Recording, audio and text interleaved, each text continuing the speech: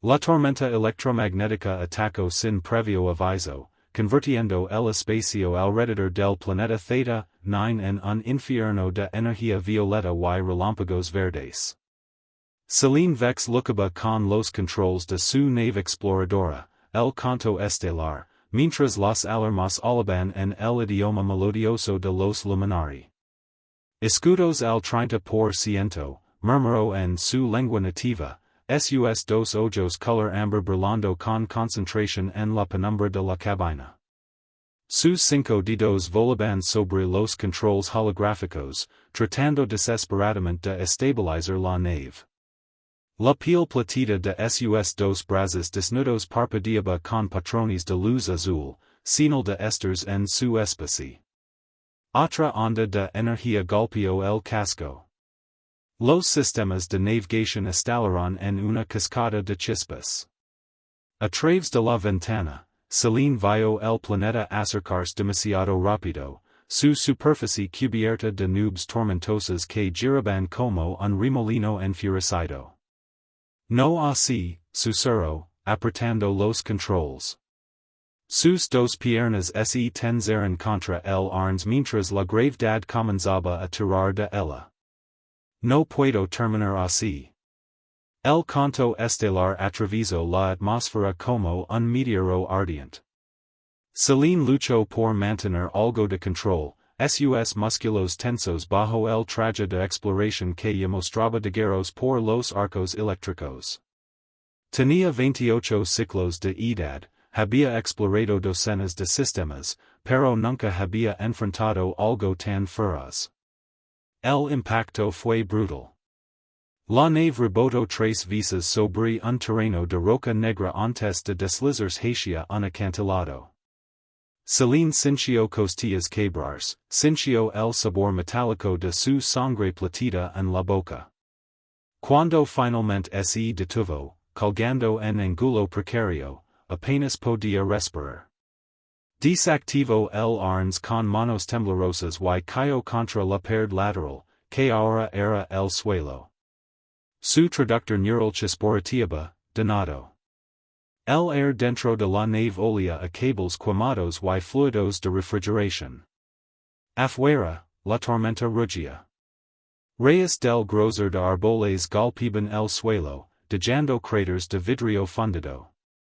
La lluvia caía horizontalmente, cada gota cargada con suficiente electricidad estática para hacer que su piel hormigueara incluso dentro de la nave. Selene revisó sus heridas con dedos temblorosos. Un corte profundo en su brazo izquierdo sangraba luz platita que brillaba en la oscuridad. Dos costillas rotas, tal vez 3. Pero estaba viva. Activó el escáner de emergencia con su mano derecha. La pantalla parpadeó, mostrando lecturas intermitentes del exterior. Atmósfera respirable, temperatura fría pero tolerable, y una estructura. A 800 metros al norte, había algo artificial. Refugio, tosió, sintiendo dolor en el pecho. Tomó el kit médico de emergencia, su comunicador portátil donado, y una manta térmica. No había tiempo para más. La nave gemía peligrosamente, amenazando con caer por el acantilado en cualquier momento. La escotilla se abrió con dificultad. El viento casi la arrancó de sus manos. Selene saltó al exterior, aterrizando torpmente sobre sus dos piernas. El dolor explotó en sus costillas y gritó, un sonido que la tormenta devoró instantáneamente. Corrió.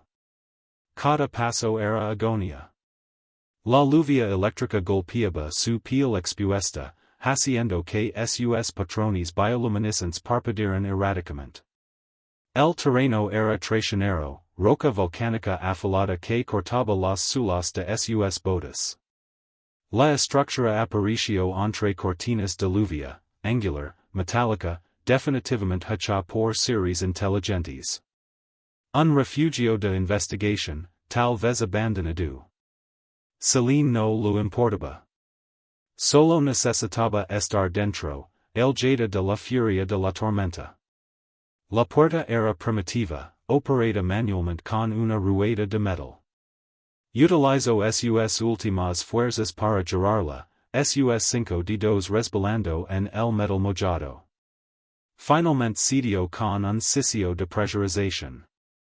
Cayó dentro, jadeando, empapada, sangrando. Las luces se encendieron automáticamente, sensors de movimiento. Celine parpadeó, tratando de enfocar su visión. Hola, dijo una voz profunda en un idioma que su traductor donado no pudo procesar. Celine levantó la vista. Su corazón saltó. Frente a ella había una criatura bípeda de piel morena clara, cabello negro ondulado, dos ojos café oscuro que la miraban con sorpresa absoluta. Sostenía algo humante en una mano, como si lo hubiera dejado caer a medias. Criatura y alienígena se miraron fijamente. Afuera, la tormenta continuaba su sinfonía destructiva. Celine intentó hablar, pero solo salió un gemido de dolor. Sus patrones de luz se desvanecieron a un azul tenue mientras la conciencia comenzaba a abandonarla. Lo último que vio fue a la criatura moviéndose hacia ella, manos extendidas, expresión de preocupación en ese rostro extraño pero curiosamente familiar. Luego, la oscuridad. Celine volvió a la conciencia envuelta en una sensación extraña, calor constante, firme, que no provenía de ningún generator luminari. Su respiración era dolorosa, pero rítmica. Cada inhalación traía consigo un aroma desconocido, metal limpio, tela seca, y algo más, algo orgánico y reconfortante. Abrió lentamente sus dos ojos amber. El techo sobre ella no era el de su nave. Era bajo, anguloso, cubierto de paneles gris con marcas de desgaste. Luces blancas, estables, sin parpadeos. Estaba acostada sobre una superficie calcada, envuelta en una manta térmica distinta a la suya, más gruesa, más tosca. Intentó moverse. Un dolor agudo atravesó su pecho y un sonido involuntario escapó de su garganta, una mezcla entre un jadeo y un silbido. Tranquila, dijo una voz grave, cerca. No te muevas. Celine giró la cabeza con esfuerzo. El bípedo estaba allí. El humano. Estaba sentado a un lado, inclinado hacia adelante, los codos apoyados en las rodillas. Ahora lo veía mejor. Era más alto de lo que había pensado, de estructura sólida, músculos visibles incluso bajo la ropa gruesa que llevaba. Su piel era de un tono marrón claro, marcada por pequeñas cicatrices en las manos. Sus ojos café oscuro no mostraban miedo, solo atención concentrada. Cuidado. Celine parpadeó, confundida. Su traductor neural emitió un leve zumbido y, con retraso, comenzó a reconstruir patrones lingüísticos. Donde, logró decir con dificultad. El humano reaccionó al sonido de su voz como si hubiera contenido la respiración todo ese tiempo. Estás a salvo, respondió despacio, vocalizando con claridad. Este es un refugio de investigación humana. Abandonado, casi. Yo me cuido. Celine tragó saliva. Cada palabra le costaba energía. Tormenta, murmuró. Mi nave. El humano asintió lentamente. Las 6 caer, dijo. No cuidaba mucho que pudiera hacer por ella. Pero por ti, sí. Ella notó entonces las vendas alrededor de su brazo izquierdo. No eran luminari, pero estaban limpias, bien ajustadas. Sintió también una presión firme alrededor del torso. Costillas rotas, explicó él, siguiendo su mirada. Dos, tal vez tres. Los inmóviles lo mejor que pude. No soy médico, pero he sobrevivido lo suficiente. Celine lo observo con mayor atención. No detectaba hostilidad. No detectaba armas visibles. Su bioluminescencia, débil hasta ese momento, comenzó a estabilizarse en un azul suave, señal involuntaria de calma parcial. Soy Celine Vex, dijo finalmente. Exploradora del consorcio luminari. El humano parpadeó, sorprendido, y luego sonrió. No encenó los dientes de forma agresiva, fue un gesto pequeño, casi tímido. Ethan Cole, respondió. Humano. Investigator, o lo era, antes de que todo se fuera al infierno. El refugio vibró levemente cuando un trueno masivo sacudió el exterior. Celine se tensó instintivamente, pero Ethan se levantó y caminó hacia una consola cercana con pasos seguros.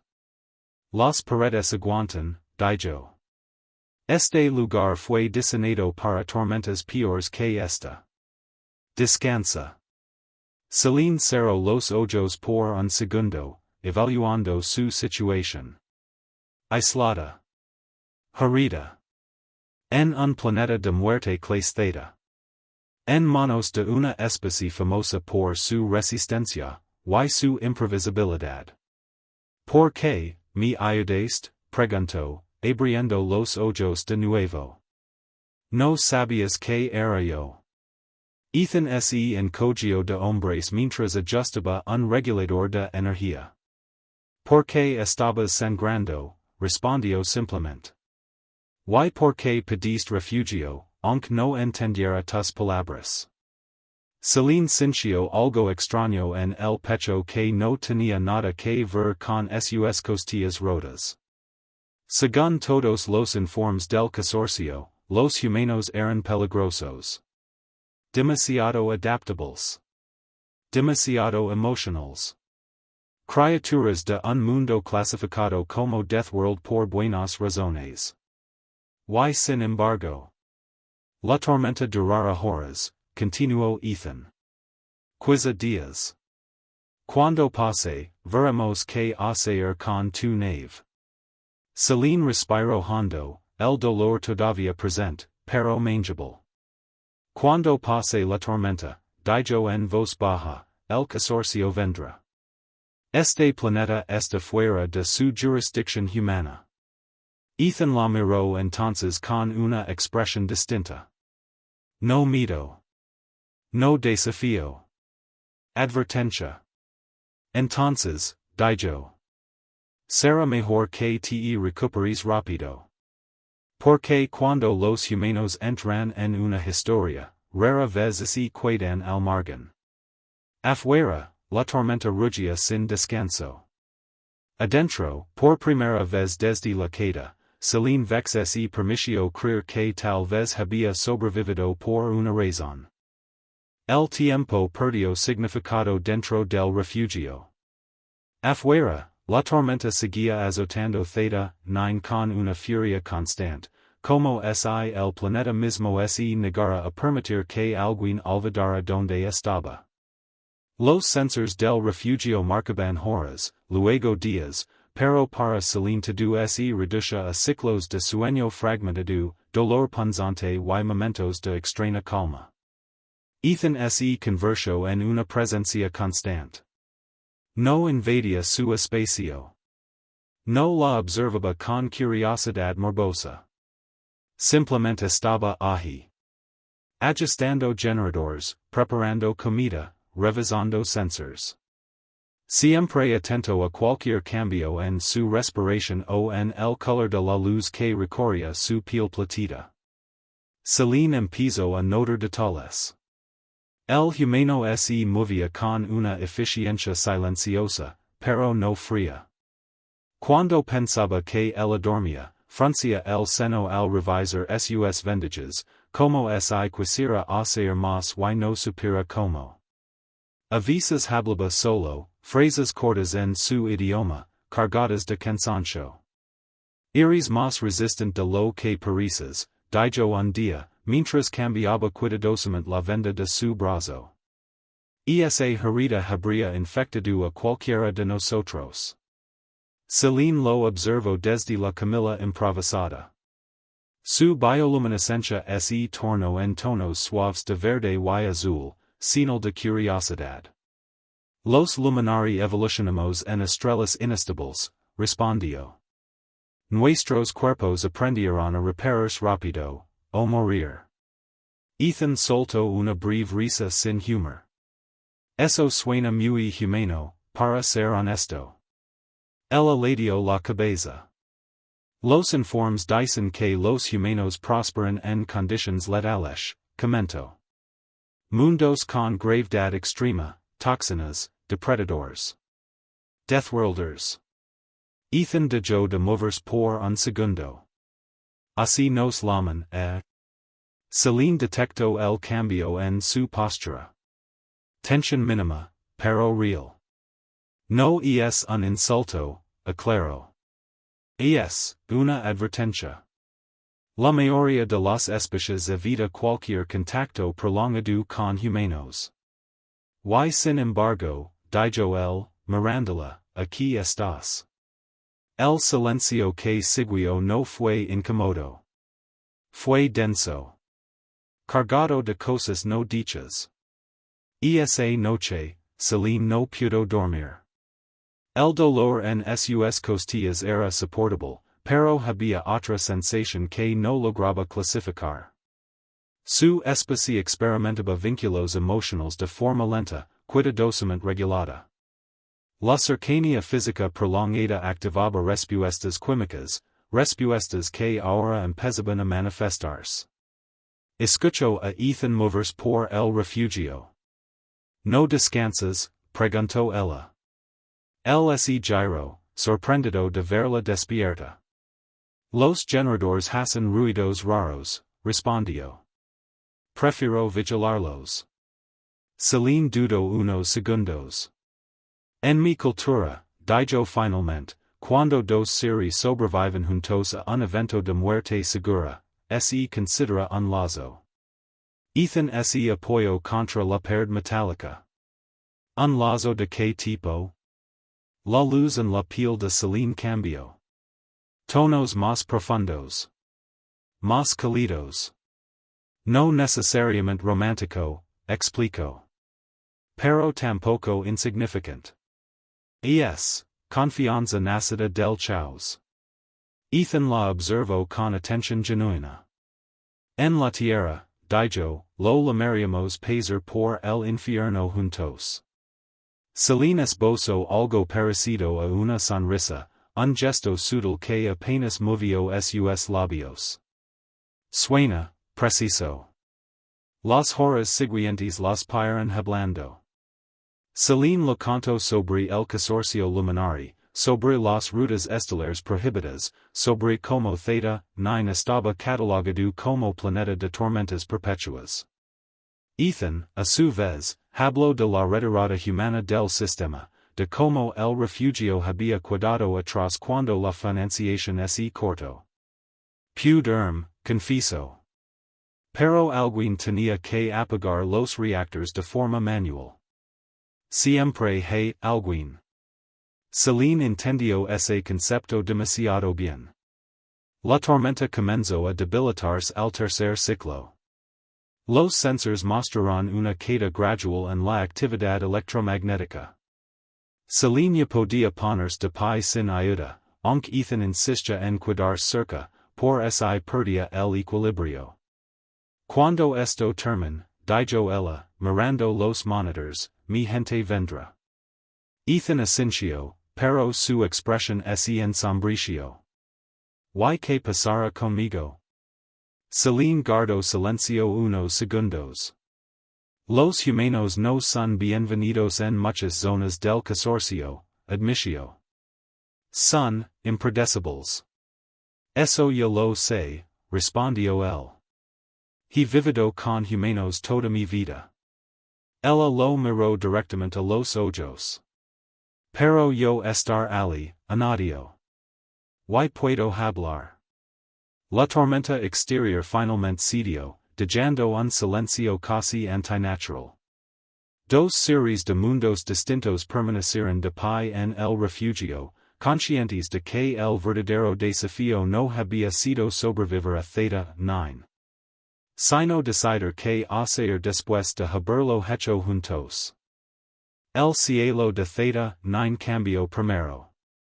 No fue un sonido, sino una alteración en la luz, una curvatura imposible, como si el espacio respirara. Celine lo sintió antes de verlo. Su piel platita respondió con pulsos de luz blanca, un reflejo instintivo de reconocimiento. Vienen, dijo en voz baja. Ethan siguió su mirada hacia el exterior. Las nubes tormentosas, ahora dispersas, se abrieron como una herida, revelando tres siluetas colosales descendiendo desde la órbita. Naves luminari. Elegantes, orgánicas, con líneas de energía que fluyen como venas vivas a lo largo de sus cascos. Son hermosas, murmuró Ethan. También peligrosas, respondió Celine. Especialmente cuando no entienden algo. Las comunicaciones se activarán sin que ella tocara nada. Una voz resonó en el refugio, clara y armónica, imposible de confundir con humana. Exploradora Celine Vex. Confirm estado vital. Celine enderezó la postura, aunque una mano buscó inconscientemente el borde de la mesa donde Ethan estaba apoyado. Viva, respondió. Herida, pero funcional. Hubo una pausa. Luego. Detectemos forma biológica no autorizada. Identifiquis. Ethan sintió el peso de esas palabras como un arma apuntando al pecho. Celine inhaló lentamente. Es un humano, dijo. Un científico. Salvó mi vida. El silencio que siguió fue más frío que la tormenta. Los humanos no están bajo jurisdicción de rescate luminari, respondió la voz. Su presencia representa un riesgo estadístico inaceptable. Ethan dio un paso adelante. Oigan, dijo, sabiendo que probablemente no lo entendían. No estoy armado. Solo quiero salir vivo de aquí. Celine levantó una mano, pidiendo que se detuviera. Sus patrones lumínicos se intensificaron, un gesto cultural de firmeza. Bajo el código de exploración, dijo con voz controlada, declaró vínculo de supervivencia. Cualquier daño a este humano será considerado una agresión directa hacia mí. Dentro de la nave insignia, los consejeros luminari intercambiaron pulsos de luz inquietos. Un vínculo declarado no era algo trivial. Romperlo podía tener consecuencias políticas, y biológicas. Exploradora, respondió finalmente la voz, su estado emocional puede estar comprometido por trauma. Celine no apartó la mirada del comunicador. Mi juicio está claro, dijo. Más claro que nunca. Las naves aterrizaron con suavidad, levantando remolinos de polvo ionizado. Figuras altas y luminosas descendieron, sus formas cubiertas por capas de energía translúcida. Sus ojos múltiples se posaron inmediatamente en Ethan. Él sintió algo que no había sentido ni siquiera durante la tormenta, ser completamente vulnerable. Este es el humano, dijo Celine, colocándose medio paso delante de él sin darse cuenta. Ethan Hale. Uno de los luminares se acercó, analizando a Ethan con sensores que irrizaban la piel. Frágil, observó. Y, sin embargo, persiste. Ethan soltó una risa nerviosa. Nos dicen eso todo el tiempo. Para sorpresa de todos, una leve ondulación de luz recorrió al luminari. Diversion? Será escoltado, dictaminó la voz central. Bajo su responsabilidad, Celine Vex. Ella inclinó la cabeza. Aceptó. Mientras los transportaban hacia la nave, Ethan miró una última vez el refugio que había sido su hogar, y el lugar donde su vida había cambiado para siempre. No sabía que lo esperaba entre las estrellas. Solo sabía que no estaría solo. El espacio profundo era silencioso. A bordo de la nave luminari, Ethan se sentía como un intruso en un templo vivo. Las paredes pulsaban suavemente con luz propia, reaccionando a la presencia de Celine. Él apenas lo reconocen, como si fuera una animalia tolerada. No les agradas, comentó, observando como los luminari evitaban acercarse demasiado. Celine lo miró de reojo. No les de razones, respondió. El miedo suele disfrazarse de superioridad. Lo asignaron una cámara pequeña, adaptada a gravedad humana. Celine insistió en permanecer cerca durante las primeras rotaciones. Es protocolo, dijo cuando él la miró. Para, especies vinculadas. Ethan no discutió. Esa noche, si podía llamarse noche, Ethan despertó sobresaltado. Su cuerpo reaccionó antes que su mente. Sudor frío, respiración agitada. La tormenta volvía en sueños, el cielo rompiéndose, el refugio colapsando, Celine desapareciendo en la luz. Ethan. La voz fue suave. Real. Celine estaba allí, sentada en el suelo junto a la plataforma donde él descansaba. Su piel brillaba en tonos calmantes, profundos, diseñados para regular emociones llanas. Tu ritmo cardíaco se disparó, dijo. Estás reviviendo el evento. Ethan se pasó una mano por el rostro. Supongo que no soy tan resistente como dicen. Celine negó lentamente. Sobrevivir no es lo mismo que no sentir miedo.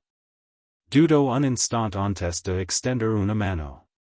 No lo toco todavía.